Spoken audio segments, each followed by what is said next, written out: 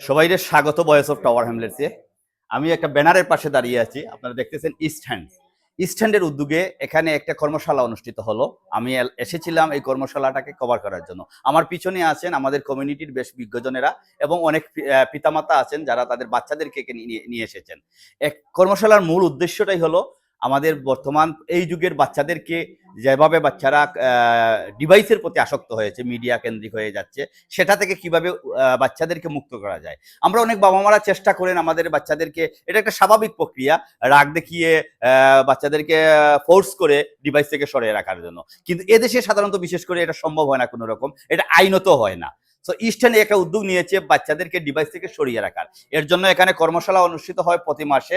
আজকে এলাম, এটা সম্ভবত কন্টিনিউ চলবে। আমি একটু কথা বলবো এই কর্মশালার সঙ্গে যারা জড়িত আছেন এবং এখানে যারা টিচার আছে। এখানে মূলত কালচারাল প্রোগ্রাম হয়, নাচ হয়, গান হয়, শিশুদেরকে বিভিন্ন কালচারাল জিনিসের সঙ্গে পরিচিত রাখা হয় এবং শিশুরা অনেক খুশি এইসব কালচারাল জিনিসে অ্যাক্টিভ থাকার জন্য। বাচ্চাদেরকে ডিভাইস থেকে সরাতে হলে অ্যাক্টিভ রাখতে হবে, এটাই মূলত ইস্ট্যান্ডের এই উদ্যোগের প্রতিপাদ্য। আমি একটু জানবো ইস্ট্যান্ডের এই উদ্যোগের সঙ্গে যারা জড়িত আছেন তাদের কথা আপনাদেরকে শোনাবো। Satish Sen school of performing আর্টসের এই জায়গাটা হচ্ছে নিয়মিত স্কুল হয় এখানে প্রতি শনিবারে।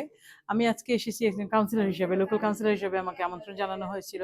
ইস্ট্যান্ডের উদ্যোগে এবং সতীশ সেন স্কুলে যৌথভাবে তারা একটা ক্যাম্পেইন শুরু করেছেন যাতে বাচ্চারা সোশ্যাল মিডিয়া থেকে, ডিভাইসের ব্যবহার থেকে দূরে সরে রাখা যায় এবং অল্টারনেটিভ কি পথ আছে। তো সতীশ সেন স্কুল হচ্ছে এমন একটা জায়গা, প্রতি শনিবারে এখানে শিশু কিশোররা আসে, তারা নাচ করে, গান করে, বাংলা ক্লাস করে, বন্ধুত্ব তৈরি করে এখানে প্রতি শনিবারে। এবং এই কয়েক ঘন্টা ব্যাপী তারা যখন এখানে থাকে, তারা কিন্তু সোশ্যাল মিডিয়া এবং ক্লাস অনলাইন ডিভাইস থেকে কিন্তু তারা দূরে থাকছে। তো এই ক্যাম্পেইনটা আমরা যত জোরালোভাবে আমরা করতে পারবো, সচেতনতা তৈরি করতে পারবো, আমরা বাবা মারা সচেতনভাবে আমাদের বাচ্চাদেরকে যদি অল্টারনেটিভ কোনো কিছু দিতে পারি, যেমন বাচ্চারা সংস্কৃতি চর্চায় উদ্বুদ্ধ হতে পারে, ইভেন খেলাধুলায় উদ্বুদ্ধ হতে পারে, যাতে তারা স্কুলের বাইরে অন্য কিছুতে সময় ব্যয় করতে পারে, তখনই কিন্তু তারা সোশ্যাল মিডিয়া বা ডিভাইস থেকে তারা দূরে সরে থাকতে পারবে। ধন্যবাদ।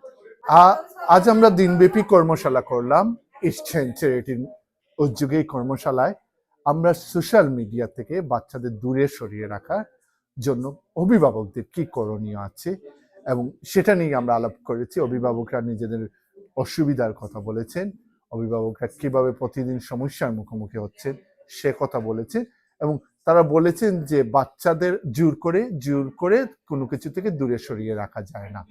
তারা বলেছেন যে মুক্ত চর্চা, সংস্কৃতি চর্চা এবং বাচ্চারা যত বাইরে বের হবে, এই দেশটা হচ্ছে গড়ে বন্দি থাকার দেশ।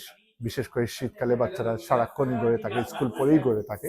তো তারা বলছিলেন যে বাচ্চাদের যদি বাইরে এবং বাচ্চাদের তাদের সুকুমার বৃত্তির চর্চা যদি করতে পারে বাচ্চারা, প্রত্যেকটা বাচ্চাই কোনো না কোনো জিনিস পছন্দ করে, হয়তো ছবি আঁকতে পছন্দ করে, হয়তো আবৃত্তি করতে পছন্দ করে, হয়তো অভিনয় করতে পছন্দ করে, গান গাইতে পছন্দ করে, নৃত্য পছন্দ করে, তার পছন্দনীয় কাজটাকেই বেছে নিতে হবে এবং এই দায়িত্বটা বাবা মাকে করতে হবে, বাবা মাকে সময় দিতে হবে। বাবা মা যদি বন্ধু হয়ে যান ছেলে মেয়ে, তাহলে সোশ্যাল মিডিয়ায় বন্ধু খোঁজার কাছ থেকে ছেলেমেয়েরা অনেক দূরে সরে যাবে।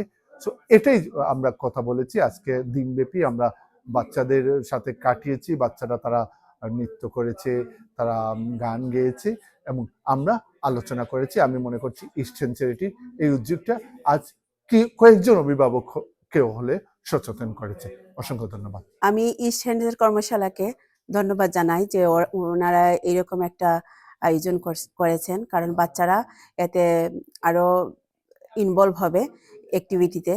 ওরা যদি নাচ গানে ইনভলভ থাকে, দেশের সংস্কৃতি সম্পর্কে জানতে পারবে এবং ওরা ডিভাইস থেকে অনেক দূরে থাকবে।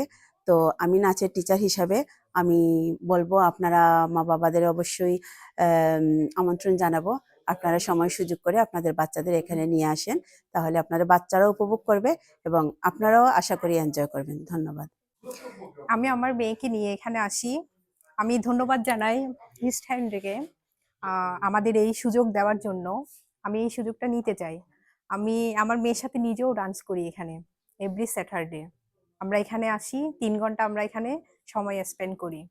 তো বাচ্চাদেরকে আমরা চাই ডিভাইস থেকে দূরে সরানোর জন্য। তো যতই আমরা বাচ্চাদেরকে নিয়ে টাইম স্পেন্ড করব বা এইসব অ্যাক্টিভিটির মধ্যে ইনভলভ করব, তো তো তারাও এনজয় করবে, আমরাও হ্যাপি থাকবো। তো আমি আপনাদের সবাইকে অনুরোধ করছি যে আপনারাও আসেন, এই সুযোগটা আপনারাও উপভোগ করেন। এটা আমার মেয়ে, আমি ওকে নিয়ে আসি এই উদীচিতে।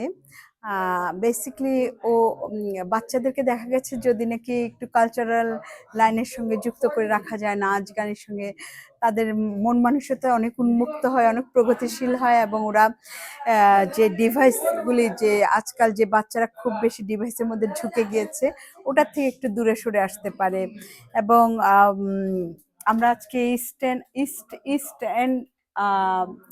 ইস্টার্ন ওয়ার্কিং টুগেদার উনাদের সঙ্গে আয়োজিত উনারা একটা প্রোগ্রাম আয়োজন করেছেন বাচ্চাদেরকে ইসে করার জন্য, একটু উদ্বুদ্ধ করার জন্য, যেন নাচ গানের সঙ্গে যুক্ত হয় এবং ডিভাইস থেকে যেন কিছুটা দূরে সরে আসে।